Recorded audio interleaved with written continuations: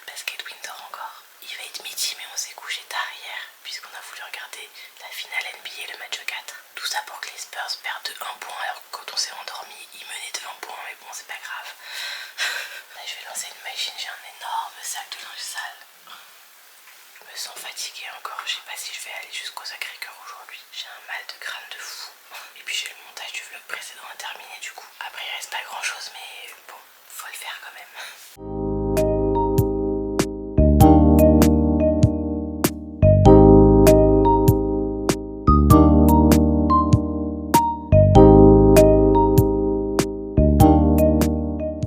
Je vais retenter un matcha aujourd'hui. Cette fois je vais le faire avec de l'eau bouillante. Et je vais pas mélanger le matcha directement au lait comme c'est marqué au dos du sachet. Et promis, je vais essayer d'en mettre moins partout qu'hier parce que vraiment c'était un désastre hier. Je crois que j'ai jamais autant sali une cuisine de ma vie. Bon, j'ai fait tomber un petit peu de poudre de matcha en me servant, mais rien de grave. C'est parti pour le moment le plus salissant. Il y a 2-3 gouttelettes qui sont parties, mais franchement, je crois que je commence à avoir le coup de main parce que je l'ai refait dans mon petit bol et pas dans le grand bol à ramen. Je pense que je tenais mal mon fouet électrique, c'est pour ça que ça volait partout. Par contre j'ai mis un glaçon dans le bol pour refroidir le matcha parce que je vais le verser après avoir moussé mon lait. J'ai fait un petit accident avec le lait, mais c'est moi qui ai joué avec le feu. Je voyais bien que ça allait déborder et je voulais voir jusqu'où ça pouvait aller. Je vais verser mon lait dans le verre. Ah, j'ai super mal au poignet. Il n'y a plus beaucoup de place dans le verre à cause des glaçons. J'ai peut-être pas mis assez de matcha par rapport à tout le lait qu'il y a. Au pire, s'il n'y a pas assez de matcha, je peux en refaire vite fait. Non, je crois que ça va, il y a assez de matcha. Après, au-dessus, c'est vraiment que de la mousse et là, ça s'est bien mélangé. Les gars, je crois qu'aujourd'hui, on n'est pas sur un échec. Et franchement, ça va. J'ai pas fait beaucoup de dégâts par rapport à hier. J'ai juste renversé un petit peu de lait parce que j'ai voulu faire la maline. Mais sinon, ça va. Hein. Il m'aura fallu 3 jours pour faire un bon matcha. Et sans suivre la recette qui est marquée au dos du paquet. Je savais depuis le début que j'aurais dû le faire avec de l'eau. Mais je me suis pas écoutée. Et d'ailleurs, j'espère que vous m'entendez parce que la machine, elle fait un petit peu de bruit là. Je vais pouvoir aller déguster tranquillement mon matcha en finissant le montage du vlog d'hier. Bon, il est 16 h et ma machine vient de se terminer donc je vais l'étendre tranquillement. Finalement, Edwin n'est pas allé chez ses parents parce qu'il est malade. Il y a Ira qui arrête pas de miauler en fond, je sais pas si vous l'entendez. Moi je suis claquée, je vais éteindre mon linge tranquillement et ensuite je vais me faire un café. J'ai quand même prévu de vous raconter une petite histoire sur les carrières de gypse de Montmartre. Je vais quand même essayer de vous la raconter même si je sors pas parce que je suis trop claquée pour aller jusqu'au Sacré-Cœur. Mais j'ai pas trop envie de déranger Edwin en filmant parce qu'il est malade. Donc bon, ce vlog risque d'être un peu court et chaotique mais on fait avec les aléas de la vie. Hein. Puis en plus j'ai toujours pas importé mon vlog précédent sur YouTube, faut que je m'en occupe. Je tourne au ralenti.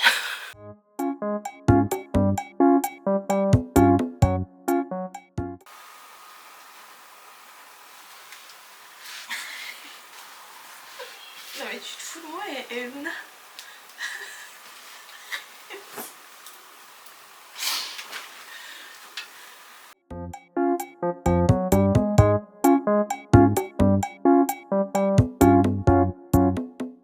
J'ai étendu le linge et j'ai posé l'étendoir sur la table basse. Je vais déplier le lit comme ça quand Edwin rentre parce qu'il est sorti faire 2-3 courses. Et quand il rentre, en fait, il va pouvoir se remettre au lit parce qu'il est fatigué et un peu malade quand même. Enfin, il est bien malade parce qu'il devait aller chez ses parents et il a complètement annulé. Mais il se sentait pas de faire le trajet jusque chez ses parents. Donc voilà, là il va se reposer.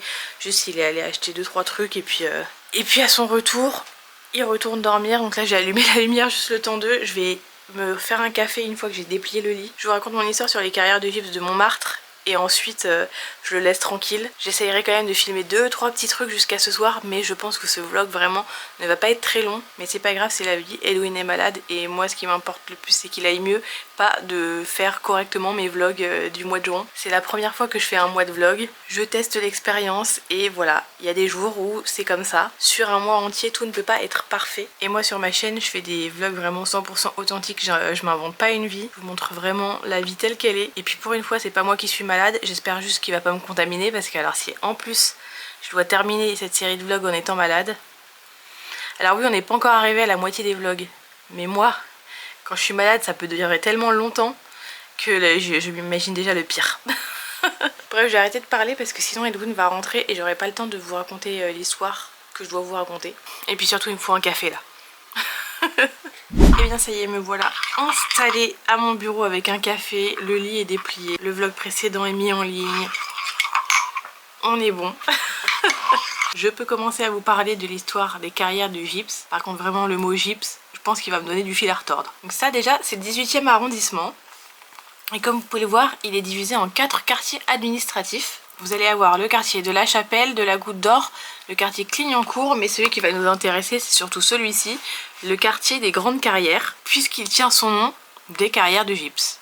Le gypse c'est une roche qui est très utilisée pour fabriquer du plâtre, et alors ça vraiment c'est un truc que j'ai appris lors de mes recherches, où tout le monde parlait du fameux plâtre de Paris. Moi j'avais aucune idée qu'il y avait un plâtre de Paris qui était méga connu, et bien figurez-vous que si. Donc si vous y connaissiez en plâtre, vous avez probablement déjà entendu parler du plâtre de Paris. Dans les Grandes Carrières de Montmartre, et bien il y avait du gypse qui servait à faire le plâtre de Paris. Donc j'ai vu qu'il y a 40 millions d'années, avant que Paris ne soit Paris, il y avait une mer chaude qui en s'évaporant a laissé des couches de minerais qui étaient du gypse. Et pendant des siècles, les carrières de Montmartre vont alimenter les constructions dans Paris. C'est à partir du Moyen-Âge qu'on creuse dans les carrières, mais ça va surtout beaucoup se développer entre le 18e et le 19e siècle. Il y a des galeries immenses qui apparaissent sous la butte, et quasiment toute la rive droite de Paris a été construite grâce au gypse des carrières de Montmartre. On en a parlé il y a 2 jours, mais le gypse était broyé dans les moulins qu'il y avait sur la butte, puisqu'il y en avait une trentaine. Mais bon, à force de creuser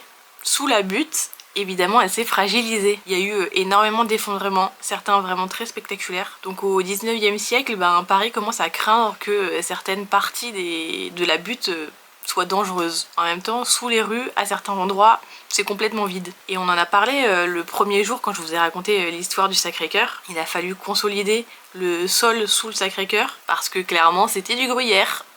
Les carriers qui travaillaient là, on les appelait les plâtriers apparemment. Et vous vous doutez, ils avaient un métier quand même épuisant, dangereux, pas super bien payé. Ils travaillaient dans des conditions qui étaient quand même assez dures, et certains jours ils ne voyaient pas une seule fois la lumière du jour. Et puis Montmartre reste Montmartre, il y a énormément de légendes autour des carrières. J'en ai pas une en particulier à vous raconter, mais ça parle de passages secrets, de galeries oubliées, de réunions clandestines ou d'histoires de contrebandiers. Et d'ailleurs pendant la Commune de Paris, dont j'ai un petit peu parlé dans le premier épisode également, les carrières servaient d'endroit où étaient fusillés les communards et aussi de fausses communes. Sympa l'ambiance. Et toujours au 19e siècle, les carrières vont commencer à fermer progressivement. Certaines carrières vont être consolidées, d'autres complètement abandonnées. La ville de Paris elle va lancer un chantier titanesque pour consolider le sol. Aujourd'hui, toutes ces carrières sous le sol de Montmartre sont complètement interdites au public, et elles sont surveillées de très près par l'inspection des carrières. Ça aussi, je ne connaissais pas l'inspection des carrières, je l'ai découvert lors de mes recherches. Et aujourd'hui, même si ces carrières ne font plus partie du paysage de Montmartre, elles sont quand même l'ADN du quartier. Enfin, il y a un quartier qui s'appelle les Grandes Carrières quand même, donc bon. Mais c'est vrai que les carrières, elles ont été hyper importantes dans l'histoire de Montmartre. Aujourd'hui, Montmartre, c'est super touristique, il y a des millions de touristes qui viennent fouler les pavés de Montmartre, mais au-dessous, c'est vide, genre.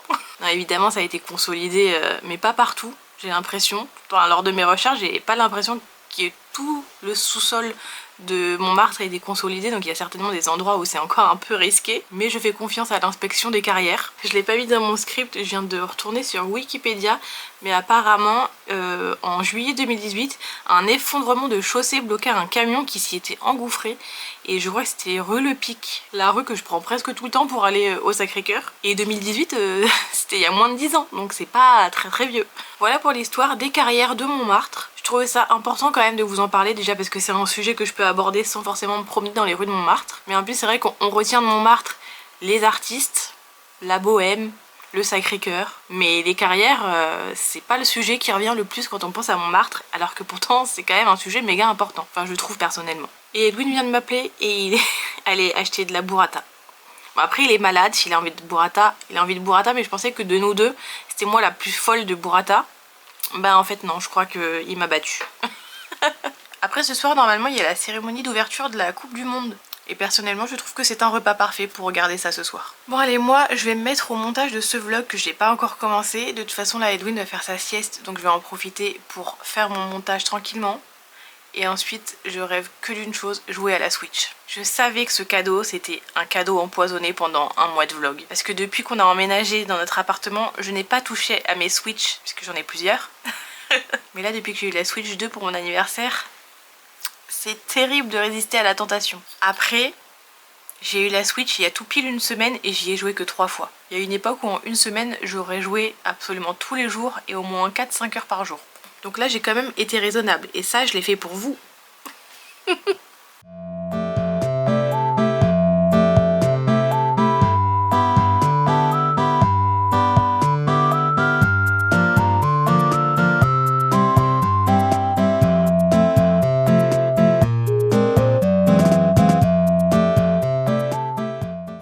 une fois, j'ai failli oublier de conclure le vlog. Et d'ailleurs, je termine ce vlog comme je l'ai commencé, c'est-à-dire en chuchotant. Mais Louis s'est endormi, en même temps c'est normal, il est minuit et demi. Je vous donne rendez-vous demain pour un nouvel épisode des June Vlog Diaries. Et je vous fais des bisous.